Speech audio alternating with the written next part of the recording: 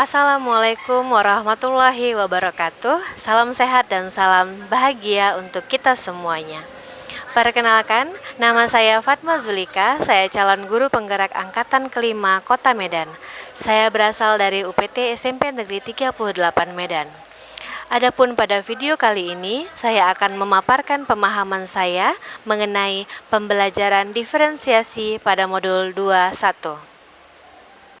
Berikut pemaparan saya. Menurut Kamus Besar Bahasa Indonesia, arti kata diferensiasi adalah proses, cara, perbuatan membedakan atau pembedaan. Maka pembelajaran diferensiasi adalah proses pembelajaran dengan cara memetakan atau membedakan gaya dan teknik belajar sesuai kebutuhan murid.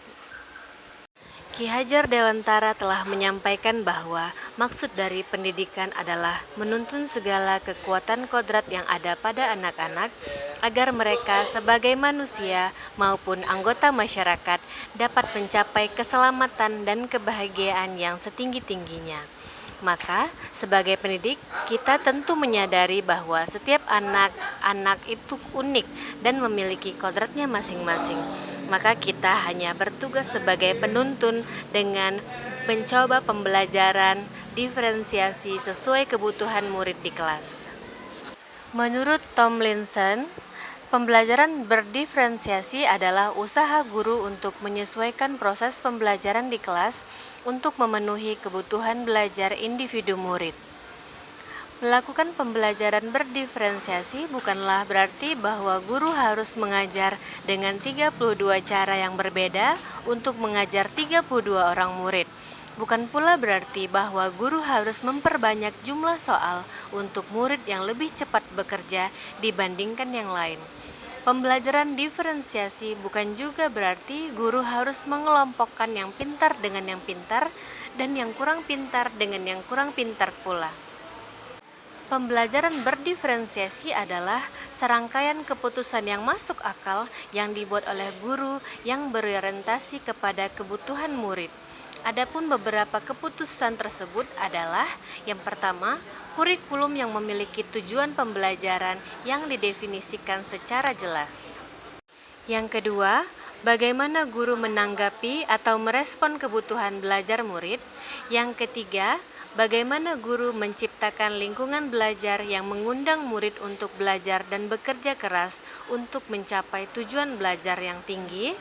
Yang keempat, memanajemen kelas yang efektif, fleksibel, namun juga terstruktur jelas sehingga murid melakukan kegiatan yang berbeda-beda tapi kelas tetap berjalan secara efektif.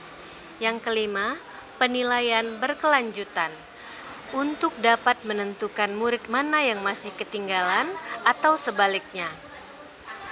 Menurut Tomlinson 2001 dalam bukunya yang berjudul How to Differentiate Instruction in Mixed Ability Classroom menyampaikan bahwa kita dapat melihat kebutuhan belajar murid paling tidak berdasarkan 3 aspek. Yang pertama, kesiapan belajar murid. Yang kedua, minat murid. Yang ketiga, profil belajar murid. Kesiapan belajar adalah kapasitas untuk mempelajari materi, konsep, dan keterampilan baru. Sebuah tugas yang mempertimbangkan tingkat kesiapan murid akan membawa murid keluar dari zona nyaman mereka dan memberikan mereka tantangan, namun dengan lingkungan belajar yang tepat dan dukungan yang memadai, mereka tetap dapat menguasai materi atau keterampilan baru tersebut. Kemudian minat murid. Minat merupakan suatu keadaan mental yang menghasilkan respons terhadap suatu situasi atau objek tertentu yang menyenangkan dan memberikan kepuasan diri. Menurut Tomlinson 2001 di halaman 53 mengatakan bahwa tujuan melakukan pembelajaran yang berbasis minat diantaranya adalah sebagai berikut. Yang pertama, membantu murid menyadari bahwa ada kecocokan antara sekolah dan kecintaan mereka sendiri untuk belajar. Yang kedua, mendemonstrasikan keterhubungan antar semua pembelajaran. Ketiga, menggunakan keterampilan atau ide yang dikenal murid sebagai jembatan untuk mempelajari ide atau keterampilan yang kurang dikenal atau baru bagi mereka. Dan yang keempat, meningkatkan motivasi murid untuk belajar. Kemudian yang ketiga, profil belajar murid. Profil belajar mengacu pada cara-cara bagaimana kita sebagai individu paling baik belajar. Tujuan dari memperhatikan kebutuhan belajar murid berdasarkan profil belajar adalah untuk memberikan kesempatan kepada murid untuk belajar secara alami dan efisien. Berikut penjabaran pembelajaran berdiferensiasi menggunakan diagram Freire. Adapun definisinya adalah serangkaian keputusan yang sangat masuk akal yang dibuat oleh guru untuk memenuhi kebutuhan belajar murid. Kemudian pembelajaran berdiferensiasi terdiri dari aspek kesiapan belajar murid, aspek minat belajar murid, dan aspek profil belajar murid. Kemudian ciri dan karakteristik dari pembelajaran diferensiasi adalah tujuan pembelajarannya jelas, adanya keberagaman proses, media, dan proyek pada pembelajaran, pemetaan murid secara fleksibel, dan penilaian yang kontinu. Kemudian contoh pada pembelajaran berdiferensiasi adalah guru membebaskan murid menggunakan gaya belajar yang bervariasi. Guru memetakan kelompok murid berdasarkan kebutuhan murid. Proses, media, dan proyek yang dihasilkan murid berbeda dan murid aktif.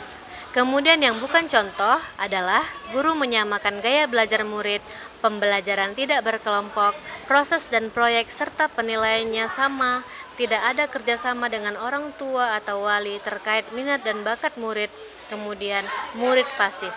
Sekian penjabaran dari saya. Terima kasih. Assalamualaikum warahmatullahi wabarakatuh.